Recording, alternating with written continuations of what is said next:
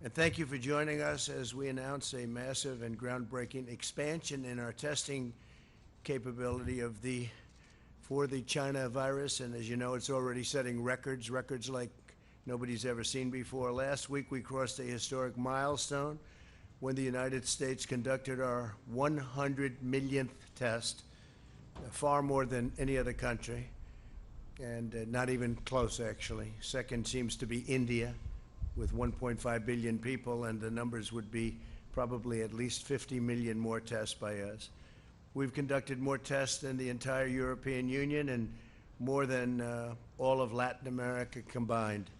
We're thrilled to be joined by Vice President Mike Pence, Secretary of Health and Human Services Alex Azar, Secretary of Education Betsy DeVos, hi Betsy, Administrator for the Centers for Medicine and Medicaid Services Seema Verma, and Admiral Jawar, who's done such an incredible job. Thank you, Admiral. We're also joined by Mississippi Governor Tate Reeves, had a tremendous victory. We're so proud of you. And as well by Abbott CEO Robert Ford. Robert, thank you very much. Great job. Today I'm pleased to report that we're announcing our plan to distribute 150 million Abbott rapid point-of-care tests in the coming weeks, very, very soon. This will be more than double the number of tests already performed.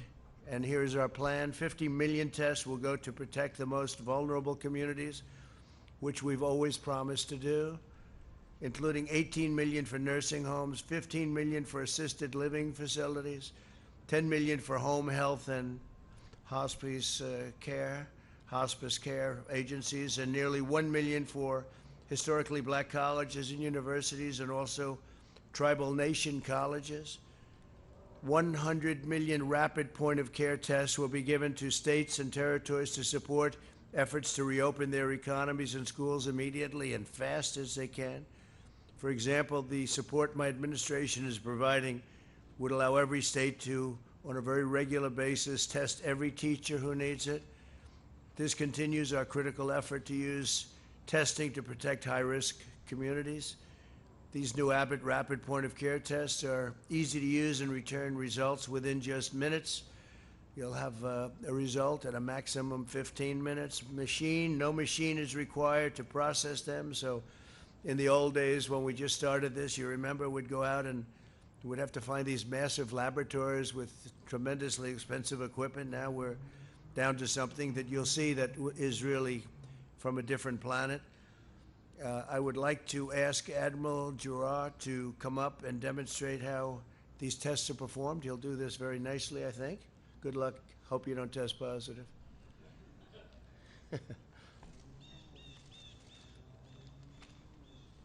So thank you, Mr. President. As of today, the nation has performed over 111 million tests for the virus causing COVID. On 13 separate days, we have achieved tests over 1 million per day, and our average test numbers are now approximately 920,000 per day. We are now at an inflection point in testing. We now have available on average 3 million tests per day, not counting pooled testing, which could multiply that number several-fold. Nearly half of our current tests are rapid point of care. All of the actions of your administration, including aggressive use of multiple titles of the DPA, hundreds of millions of dollars in HHS and DoD investments, and regulatory flexibility, including over 200 FDA emergency use authorizations, CLIA enforcement discretion, and application of the PrEP Act, have led us to this inflection point, which brings us why we're here today.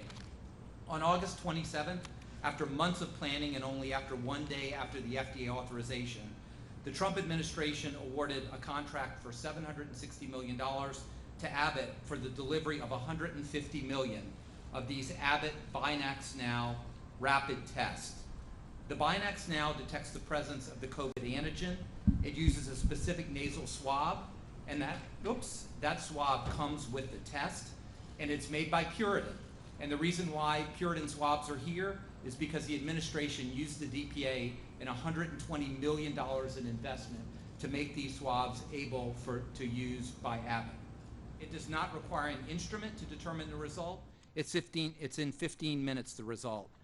testing may be performed by laboratories with a clear certificate of waiver, this is not a home test. But during the health emergency, SEMA-VRMA and CMS permits laboratories to extend their certificate to operate in temporary sites like schools or churches or parking lots. So though we anticipate that the test will generally be performed by a trained individual on a patient, I will demonstrate a self-swab for you to show you just exactly how easy the test is performed. So literally, it almost could not be easier. It starts with 6 drops of liquid onto this piece of paper. 1, 2, 3, 4, 5, 6. And then there's a nasal swab. And again, this is not the deep brain biopsy that we talk about. This will generally be done by a healthcare provider, but it can be done supervised. It's this easy. 1, 2, 3, 4, 5. 1, 2, 3, 4, 5. Into the test, twisted 3 times. The adhesive is pulled off, and you wait 15 minutes. And that is the test. It really could not be easier than this. This is a very sophisticated little piece of cardboard with lots of antibodies and incredible technology into that. We've already shipped 65,000 of these to disaster operations in California, Oregon, Texas, and Louisiana, and we have already shipped 2.1 million tests to 7,600 nursing homes, over 900,000 tests to assisted living, 300,000 tests to the Indian Health Service, and 339,000 tests to historically black colleges and universities. Today, we start the shipment of 100 million tests to governors, beginning with a total of 6.5 million tests this week to be shipped this week. This is in addition to the continuing support to other priorities like nursing homes. Allocation to states and territories is based strictly on their relative population. Governors have the flexibility to use these tests as they deem fit, but we strongly encourage governors to utilize them in settings that are uniquely in need of rapid, low-tech point-of-care tests, like opening and keeping open our K-12 schools, supporting critical infrastructure and first responders, responding to outbreaks specifically in certain demographics or locations, and screening of surveillance in congregate settings. Mr. President, we just completed a briefing to the governors and their state health officials from the sit room, and we heard words like game changer for their states. Thank you, Mr. President, for your leadership and support of all our efforts to defeat this virus. Thank you very much, Admiral. And let me ask you, Governor Reeves, do you agree? Would you like to say something?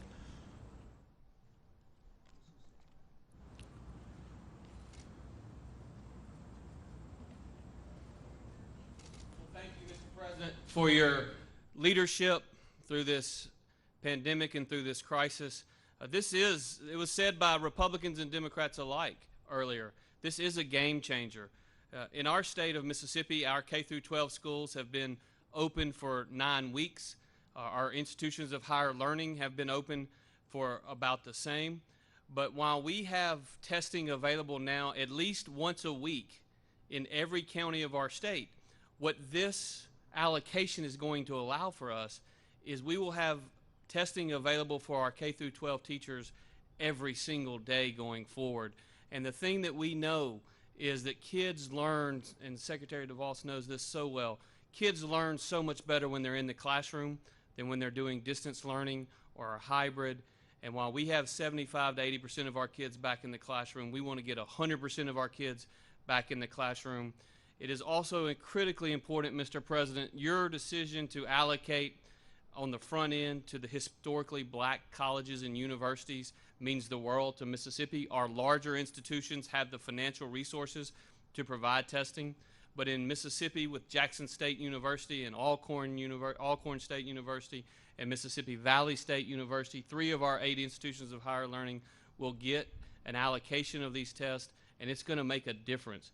And kids all across our state are going to be better served because of it, and I want to personally thank you on behalf of the residents of Mississippi for doing this, Mr. President. Thank you. Thank you very much. Thank you, Tate. Great job. In a short period of time, my administration has built the most advanced testing system in the world. There's never been anything like this. When the pandemic struck, there were 0 tests for the China virus, but we've marshaled all of America's resources to achieve these unparalleled capabilities. We slashed red tape and approved emergency use authorizations for 243 type of tests. That's how many tests we have. I invoked the Defense Production Act and related authorities more than 100 times and distributed $171 million to expand testing production. We've done nearly twice as much testing per capita as France, Italy, and Germany, and over 6 times more testing per capita than South Korea. We've done far more than any other country, usually times 2, 3, 4, 5, or 6. We've performed nearly 40 million more tests than India, and by the end of next month, we will have over 100 million tests available in the market.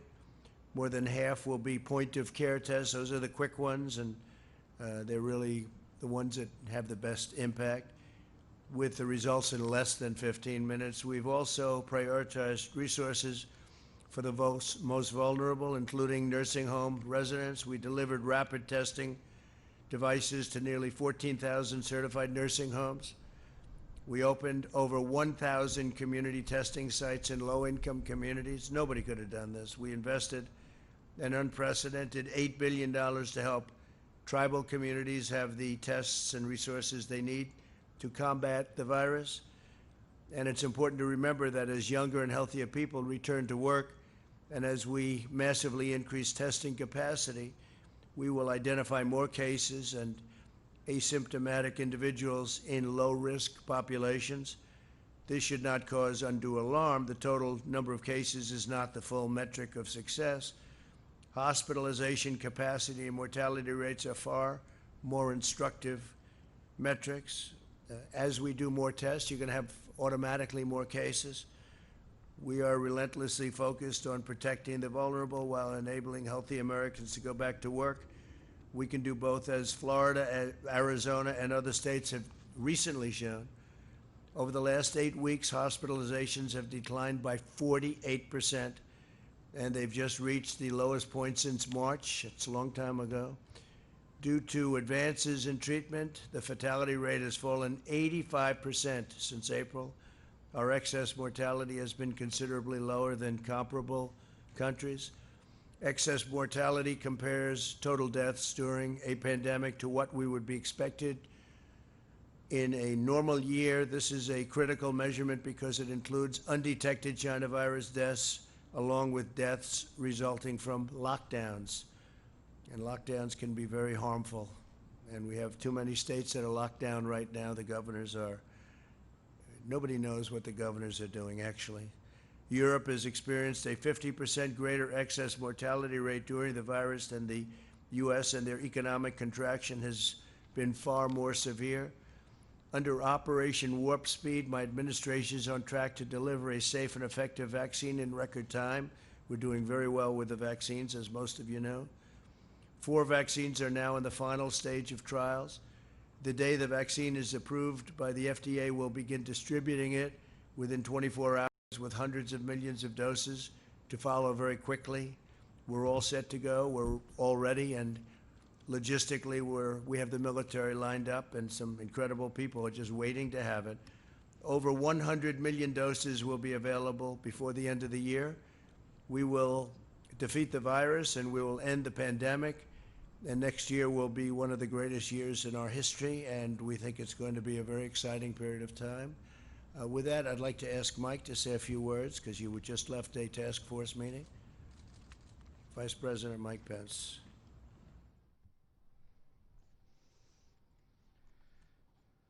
Thank you, Mr. President. This is a historic day. And other than the day that I believe will come soon, that America produces the first safe and effective vaccine, what's announced today with the distribution of 150 million rapid point-of-care tests all across America is a testament to your leadership, Mr. President. It's a testament to this great team that you've assembled, from Secretary Azar, Admiral Giroir, and others. It's a testament to the partnership that we forge with governors like Governor Reeves all across America. And it's a testament to great companies like Abbott Laboratories and the thousands of employees who, Mr. President, I know have literally worked around the clock since those early days in this pandemic, when you brought in the greatest research companies in America and said that we need medicines known as therapeutics, we need a vaccine for America, but you also challenged them to develop a rapid point of care test that could be distributed all across America and enable us to more effectively slow the spread, flatten the curve, protect the vulnerable, and save lives. And Mr. President, today's announcement is really emblematic of the public-private partnership that you forged from the early days of this pandemic. As you said, we met today with the nation's governors. The White House Coronavirus Task Force completed our 38th conference call with America's governors. But all along the way, from our very first meeting, you made it clear that we'd spare no expense of the federal government. The full resources of the federal government you made available to put the health of America first.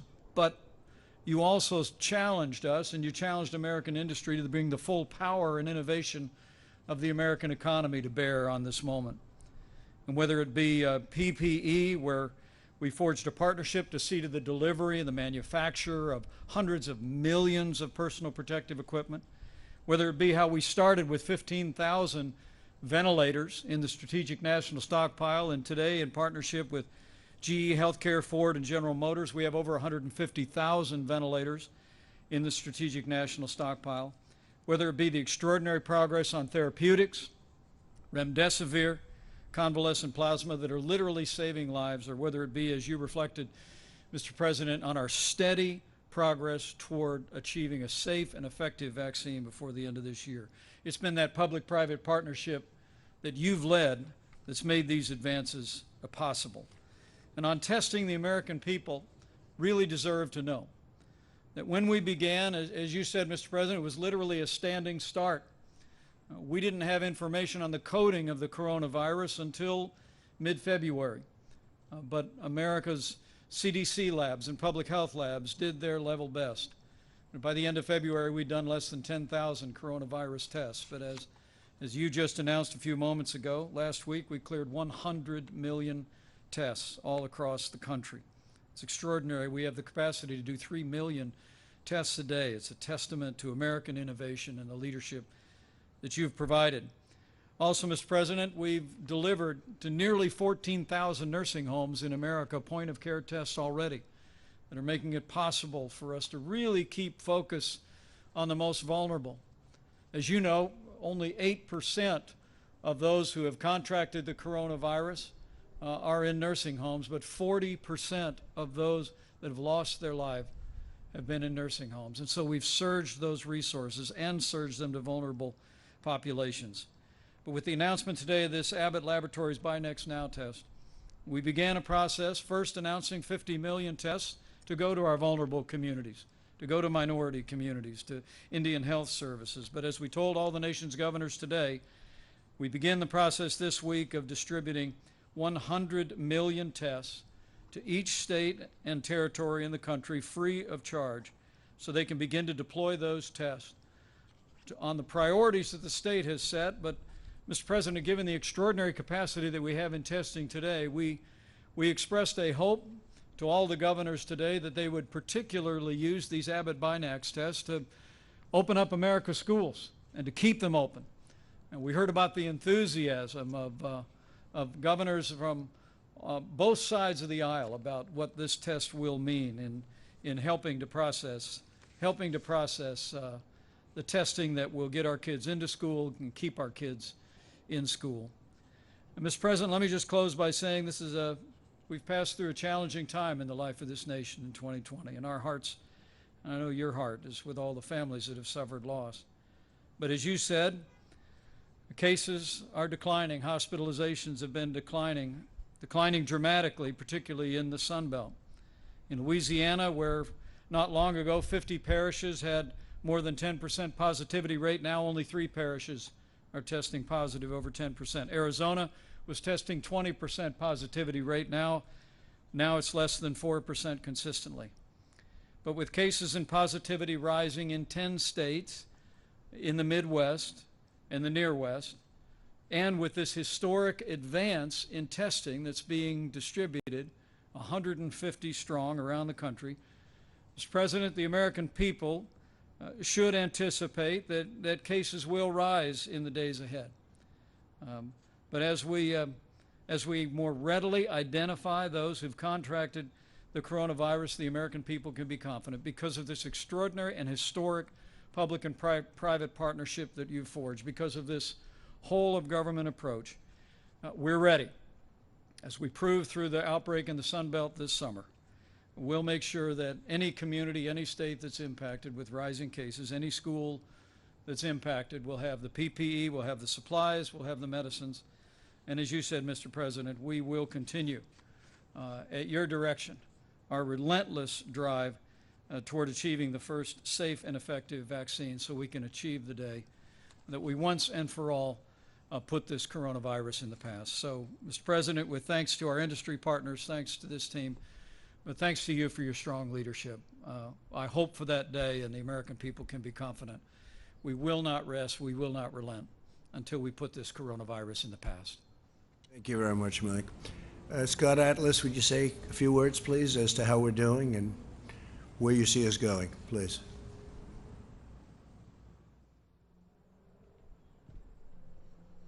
Okay, thank you, Mr. President. And I also want to echo the congratulations to the team, the task force, Admiral Giroir in particular, who's worked very hard on the testing. This is a remarkable day because we have state-of-the-art testing. This is not the typical point-of-care test even. This is new. This does not require any kind of machine. It's very rapid. And this is not one of those deep swab things that people are reluctant to use. So I think we're really making an advance here to do what testing is supposed to do, and that's to save lives. As the Vice President mentioned, we know that there are areas of the country that have more cases. This is to be expected with more social mingling. And the testing, but particularly protecting the vulnerable, is the key here. We have not seen hospital overcrowding. We're doubling down now with testing to protect vulnerable people, not just inside nursing homes, but in residential settings and senior daycare centers. This is a remarkable advance, and I anticipate that as this virus, as we get toward the end of this pandemic and the vaccine is being developed as quickly as it has been, America will be in a different position. And there really should be, as I've said many times, the fear is not the issue here. We really have a handle on what's going on.